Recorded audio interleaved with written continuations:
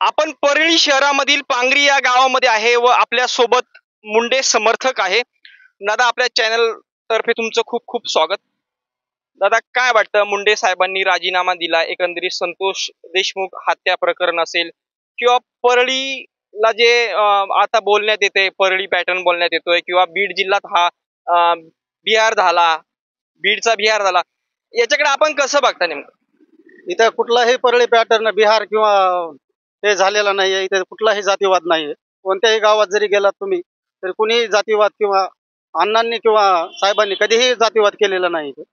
आणि साहेबाचा राजीनामा हे राजकीय द्वेषापोटी घेतलेला आहे. एक ओबीसीला संपवण्याचं एक षडयंत्र आहे. त्याच्यामुळे एक साहेबाचा राजीनामा घेतलेला आहे. आणि अण्णांनी, वाल्मिक अण्णांनी कधीही काम करत असताना कुणाचीही जात बघितली नाही आजपर्यंत. फक्त ते अण्णाला संपविण्यासाठी हे टार्गेट केलेलं आहे. आणि संतोष भैया देशमुख यांच्या खून प्रकरणातील आरोपीला सजा झालीच पाहिजे. पण त्याच्या मागून जे हे वाल्मिक अण्णा आणि धनंजय मुंडे यांना गोवण्यात येत आहे ते कुठंतरी चुकीचं होत आहे. ते बरोबर नाही. वाल्मिक अण्णांवर जो आरोप होतोय की बुवा खंडणी वगैरे, याच्यात काय सत्यता आहे नेमकी? वाल्मिक अण्णा हा खंडणी मागणारा माणूस नाहीये. फक्त त्यांना त्या फोन कॉलवरून त्याच्यामध्ये घेतलेला आहे. आणि एखादा माणूस जर वरच्या उंचीवर गेला किंवा मोठा झाला ते बऱ्याच राजकीय लोकांना जमत नाही. त्याच्यामुळे अण्णाचं खच्चीकरण करण्यासाठी हे षडयंत्र रचलेलं आहे सगळं.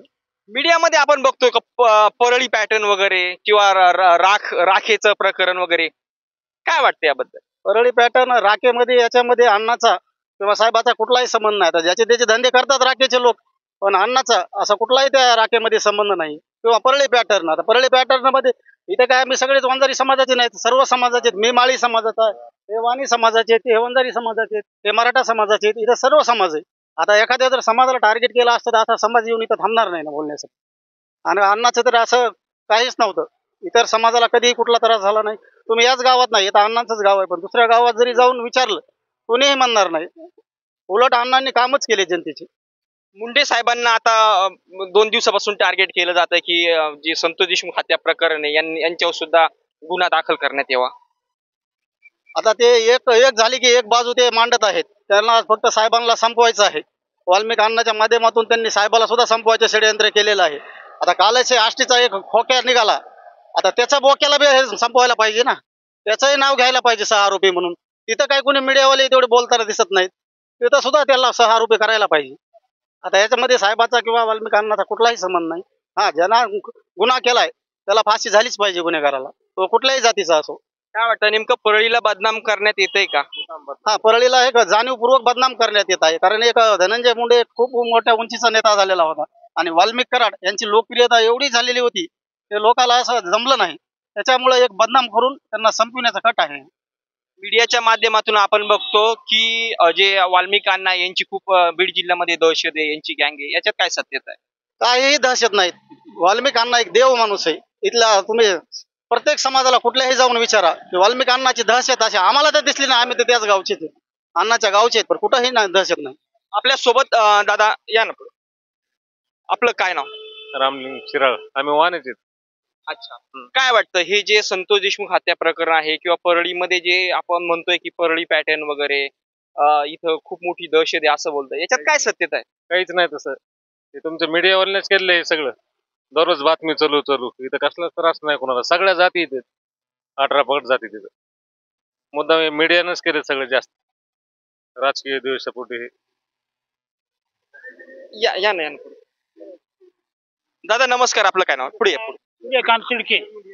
काय वाटतं, संतोष देशमुख हत्या प्रकरणासंग मुंडे साहेब असतील किंवा वाल्मिक अण्णा कराड असतील यांना जोडण्यात येते, याच्यात नेमकं काय सत्यता वाटतं? सध्या महाराष्ट्रात पाहिलं तर राजकारणाविषयी इतक्या नीच ठरवल्या गेलेले राजकारण की त्यामुळे सामान्य माणूस यात जीवन जिंदगी नको वाटायली. कारण सध्या महाराष्ट्रामध्ये एवढे शेतकऱ्याविषयी अफाट संकट आहेत. शेतकऱ्याच्या मालाला भाव नाही, शेतकऱ्याची कर्जमाफी व्हायला पाहिजे. या पुढारी या आवाजावर एकही नेता कोणी बोलत नाही. सध्या महाराष्ट्रात जातीमध्ये जातीवाद करून एक लहान लेकरापर्यंत आज जातीचं विष पेरलं जात आहे व आपल्यातल्या आपसात भांडण लावून हे महाराष्ट्रातले पुढारी आपली आपली पोळी भाजून हे करत आहेत. कोण्याच पक्षाचा असा नेता घेतलेल्या तांदळासारखा नाही. प्रत्येक परळीचंच मन नाही, प्रत्येक तालुक्या गणित प्रत्येक आमदाराची त्याची टीम आहे. ते जनतेला शेतकऱ्याला सांभाळत नाहीत, फक्त असे मुठभर खोक्या भोक्या सांभाळून आपापल्या पोळ्या भाजत आहेत. त्यात कुठलाच महाराष्ट्रातला असा एक हुडकून असा जेणेकरून आमचे लोकनेते स्वर्गीय मुंडे साहेब, नितीन गडकरी साहेब असे मोठमोठे नेते होऊन गेले, त्याचं मार्गदर्शनाखाली कुणीही त्याचा आचार करीत नाहीत. सध्या लोकांना काय झालंय, पैसा, निवडणुकीतून पैसा, पैशातून निवडणूक, यामुळे सामान्य जनता, शेतकरी भरडला जात आहेत, जाती जातीत भांडणं लावित आहेत.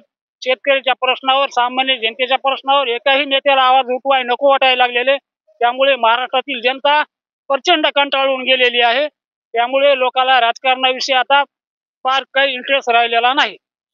दादा मला एक सांगा, परळीमध्ये जे मागे जे महादेव मुंडेंचं जे प्रकरण झालं होतं ते त्याला सुद्धा वाल्मिकी अण्णांना जोडल्या जाते, त्यांच्यावर आरोप करण्यात येतोय, याच्यात काय सत्यता आहे? आता एकदा जर माणूस कुठल्या प्रकरणात अडकला तर त्याला जास्तच गोवण्याचं काम होत असतं इथं समाजामध्ये. तर असं मला तर काय वाटत नाही त्याच्यामध्ये काही यांचा संबंध असेल म्हणून. कोण गुन्हेगार असतील त्यांना सजा तर व्हायलाच पाहिजे. या ना. आपलं काय नाव? लक्ष्मण मुंडे. काय वाटतं हे जे प्रकरण जे बीड मध्ये जे चाललेलं आहे, एकंदरीत ह्या प्रकरणाकडे आपण कसं बघता? वाल्मिकांना किंवा धनंजय मुंडेंना जे टार्गेट जे होतोय, त्यांच्यावर जे आरोप होतोय, याच्यात काय सत्यता वाटते? राजकीय सुडापोटी सगळे आरोप होत आहेत. एखाद्या व्यक्तीला संपवण्यासाठी आरोप होत आहेत.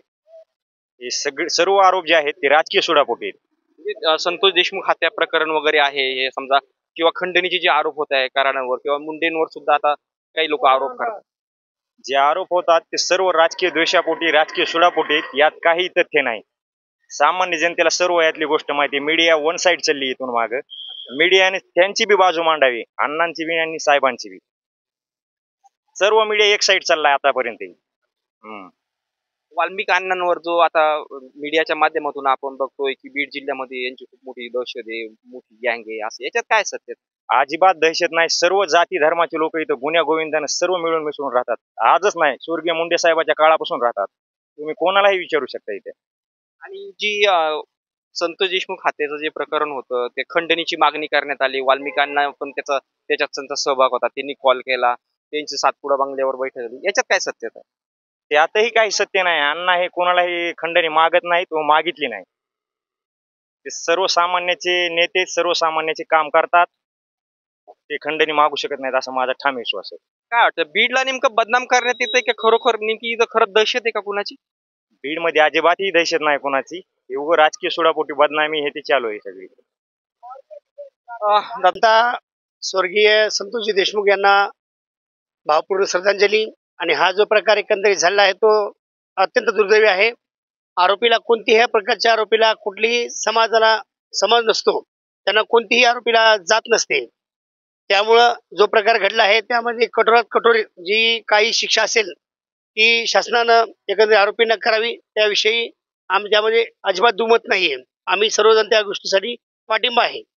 आदरणीय नामदार धनंजय मुंडे साहेबांचा सुरुवातीपासून हाच रोल राहिलेला आहे की आरोपींना कठोरात कठोर शिक्षा व्हायला पाहिजे, त्या मताचं मी आहे, अशा पद्धतीने साहेबांचं स्टेटमेंट होतं.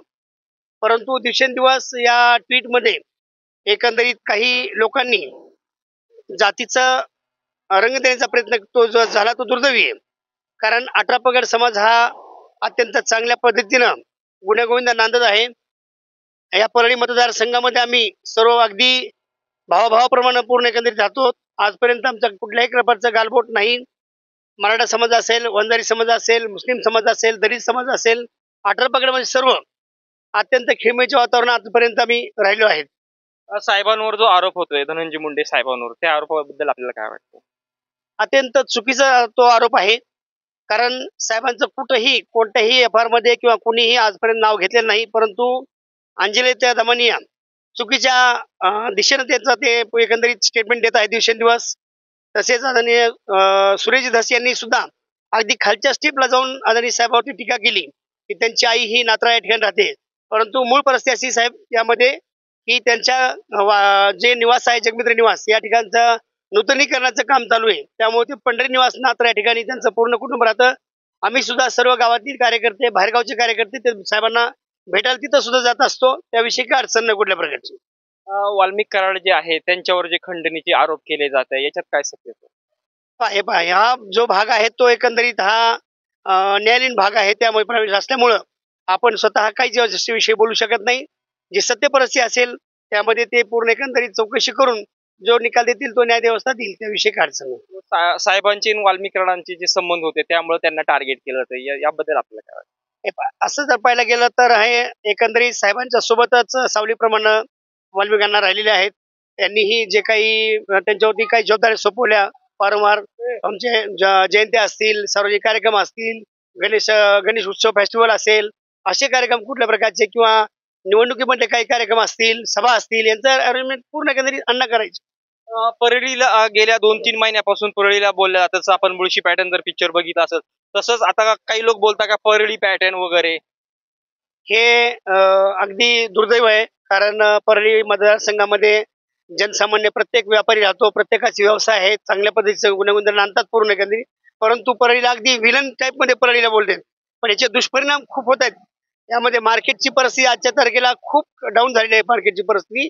आणि परळीला येणारा जो भाविक आहे, आमचं परळी म्हणजे आज ज्योतिर्लिंगाचं ठिकाण आहे 12 ज्योतिर्लिंगापैकी. त्यामुळं पूर्ण एकंदरीत भारतातून या प्रत्येक राज्यातून परळी लोक येतात. परंतु परळीचं नाव असेल तर त्यांच्या मनामध्ये एक नाहीची भीतीदायक वातावरण होत असं त्यांच्या मनामध्ये एकंदरीत येत. परंतु ते टोटल चुकीचं आहे. आमच्यामध्ये महिला रात्रंदिवस जाणे न करता देवाला पहाटेपासून 4 वाजेपासून देवाला जातात, वापस येतात वैद्यनाथला. कुठेही अनुचित प्रकार कुठल्याही प्रकारचा घडलेला नाही. परळीमध्ये जे राखीचं जे आहे, जे आपलं पावर बनते यामध्ये आणि या राखीचं जे इथून वाहतूक होते यावरून गुंड गर्दी होते असं एकंदरीत आरोप केले जातो. याच्यात काय सत्यता आहे? नाही पण त्यामध्ये त्यामध्ये राखीमध्ये फ्लॅश ॲश जो आहे चांगल्या क्वालिटीचा जो आहे तो सिमेंटला जातो. परळीमधून पावसाळी केंद्र आहे. परळीला खूप मोठा बंधारे आहेत. त्या बंधाऱ्यामध्ये पण राख साठवली जाते. ती राख पूर्ण एकंदरीत सर्व जे आहे तिला विठ्ठलला नेण्यासाठी आवश्यक आहे पूर्ण एकंदरीत. तर त्यामुळे ते जाते पूर्ण एकंदरीत तशा पद्धतीची. तर त्याला शेवटी उचलल्याशिवाय पर्याय नाही ना. त्यापासून वीट बनते पूर्ण एकंदरीत. लोकांचे हजारो लोकांचे पोट भरतात त्यावरती, उपजीविका भागते पूर्ण एकंदरीत. आता जो माणूस एखादा करतो एक उदाहरण त्याच्याकडे जो त्या व्यवसायात उतरलेला आहे तर ते व्यवसायात स्पर्धा तर होणारच ना. समजा उदाहरणार्थ एका ठिकाणावरती 10 लोक करतात, तिथं 25 लोक आले तर 25 लोकांकडे गाड्या आहेत समजा उदाहरणार्थ, तर त्यामध्ये स्पर्धा होणारच. त्याविषयी काय अडचण नाही. मध्यंतरी जे महादेव मुंडेंचं जे प्रकरण जे झालं होतं वर्षापूर्वी जवळपास, त्याला पण ह्या प्रकरणासंग वाल्मिकरांना जोडल्या जाते. याच्यात काय सत्यता आहे? नाही पाय कैलासवासी माधवराव मुंडे हे आमच्या गावचे जावई आमचे भाऊजी आहेत. अत्यंत चांगला मनमिळाव स्वभावाचा व्यक्तिमत्व होतं त्यांचं. अगदी हलाखीच्या परिस्थितीतून त्यांनी भोपळा हे गाव आहे आमच्या बाजूला, आमची बहीणच दिलेली होती त्यांना. त्यांनी तिथून येऊन परळीसारख्या ठिकाणी राहून चांगल्या उपजीविका भागवून चांगल्या पद्धतीनं त्यांनी एकंदरीत त्यांचं जीवनमान चालू होतं पूर्ण एकंदरीत. पण हा दुर्दैवी प्रकार घडला. आता सर्व बाबतीतून तपास चालू आहे पूर्ण एकंदरीत. त्यातून काय निष्पन्न होईल ते अवघ्या काही दिवसातच कळेल. आमचे SP नवीन साहेब जे कौरसाहेब आहेत यांच्यावरती पूर्ण एकंदरीत आमच्या लोकांचा विश्वास आहे. त्यातून त्याप्रमाणे चालू आहे. आमची एक मागणी CID तपास लवकर हे करावं, लागू करावं CID मधून पूर्ण एकंदरीत आणि त्यातून आरोपी निष्पन्न व्हावेत. जनतेतून नेहमी हे बोललं जातं की पोलीस प्रशासनाला म्हणजे हाताशी धरून काम केलं किंवा तपास योग्य पद्धतीने होत नाही किंवा दखल अंदाजी केली जाते. याच्यात काय सत्यता आहे? नाही असं काही कुठल्या प्रकारचं नाहीये. प्रशासनाच्या ठिकाणी राहून चांगलं त्यांचं कर्तव्य निभावत आहेत, चांगलं काम करत आहेत पूर्ण एकंदरीत. आणि त्याच्यावरती तवरच्या SIT असेल की CID तपास असेल ते लागू होतील भविष्यामध्ये पूर्ण एकंदरीत आणि त्यातून निष्पन्न होईल पूर्ण. दादा खूप खूप धन्यवाद. बाबा या पुढे. बाबा आपलं काय नाव? जय हरी. साहेबांना आता जे साहेबांवर जे आरोप केले जात आहे काय वाटतं आपल्याला धनंजय साहेबांवर? ते मुळात चुकीचं आहे. जे आरोप आहेत त्यांचं राजकीय क्षेत्र वेगळं आणि सुरेश हसन दमानिया जे आहेत ते सत्तेचा उपभोग घेऊन साहेबांवर विनाकारण आरोप करते, विनाकारण आरोप करते. आणि वाल्मिकी जे आहेत त्यांच्यावर पण जे आरोप होत आहेत याच्याकडे कसं बघताय आपण? वाल्मिक करारावर जे आरोप आहेत ते देखील आमच्या मते तर बरोबर नाहीत. आता ते शासनाच्या वरून जे अटक झालेले आहेत, आता कायद्यानं काय जे होईल त्याच्याबद्दल काय आम्हाला सांगता येत खंडणी सारखे आरोप होतात त्यांच्यावर. नाही. ते चूक आहे ते खंडणी वगैरे चूक आहे. ठीक आहे बाबा, धन्यवाद. या ना. बाबा नमस्कार, काय नाव आपलं? निवृत्ती फड. काय वाटतं जे साहेबांवर धनंजय मुंडे साहेबांवर जे आरोप होत आहे, वाल्मिकांवर तर खंडणीचा आरोप होतोय, याच्यात नेमकी सत्यता काय? नाही, साहेबावरती तर फार चूक होत आहे. साहेबावर आरोप केला म्हणजे फार चुकीचं आहे. नाव आपलं? संजय देवकर.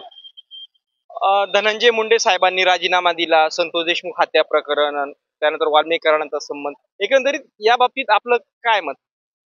धनंजय मुंडे साहेबांनी जो राजीनामा दिला तो नैतिकतेतून आणि त्यांच्या आजारपणामुळे. संतोष देशमुखच्या हत्येचा निषेध तर आम्ही सर्व करतोच आणि संतोष देशमुखच्या मारेकऱ्यांना फाशी झालीच पाहिजे ही तमाम परळीकरांची, परळी विधानसभेतल्या मतदारसंघातील आणि तमाम बीड जिल्ह्याच्या लोकांची आहे, मुंडे साहेबांच्या समर्थकांची आहे. जसं सर्व समाजातील लोकांची आहे तसंच मुंडे साहेबांच्या समर्थकांची सुद्धा आहे. आणि संतोष देशमुखच्या हत्येसंदर्भात जो वाल्मिकांवर जो गुन्हा दाखल झालेला आहे बरं का, तो न्यायालयीन प्रश्न आहे. तो निकाल लागेल त्यावेळेस कळेल गुन्हेगार कोणी. आज आपण काही म्हणू शकत नाही.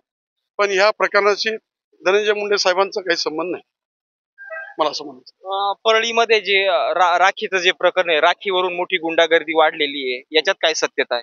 त्याच्यात काहीच सत्यता नाही. एक लक्षात ठेवा, या महाराष्ट्रामध्ये एक कोराडी असेल, येलदरी असेल, परळी असेल, सोलापूर असेल, अशा ठिकाणीच पॉवर प्लॅन्ट आहेत, म्हणजे थर्मल पॉवर स्टेशन आहेत. आता थर्मल पॉवर स्टेशन म्हणल्यास तिथं राख निघणारच. इतकी राख निघालेली टाकणार कुठे? ते हे राख हे सर्वोच्च न्यायालयाचाच निकाल आहे की हा राख तुम्ही उचला न्या. पण आता काही लोक जमा करीत असतील काय 1000-500 रुपये बघा. जो कष्ट करतो, मशिनरी लागते, त्याला एका ठिकाणी जमा करावं लागतंय. ते उचलून जर कोणी गाडी टाकायचं झालं तर त्याला खर्च येतो. तो खर्च घेऊन जर राख देत असतील तर त्याच्यात मला वाटत नाही खूप मोठा उद्योग, खूप मोठा त्याच्यात व्यावहारिक हे होत आहे असं काही नाही. वाल्मिकीकरणाच्या बाबतीत बोललं जातं की ते खंडणी मागण्यासाठी त्यांनी फोन वगैरे केला होता. त्यानंतर बीडमध्ये त्यांची आणि त्यांच्या गँगची मोठी दहशत आहे. आता हे बघा, जेवढं मी वाल्मिकांना कारण ओळखतो तेवढं बघत असता त्यांनी इथं जनहितात इतकी कामं केलेली आहेत बरं का. पण ती खंडणी मागतील असं मला तर वाटत नाही. आता कसं आहे, हा राजकीय डाव आहे की धनंजय मुंडे साहेबांनी घेरण्याचं.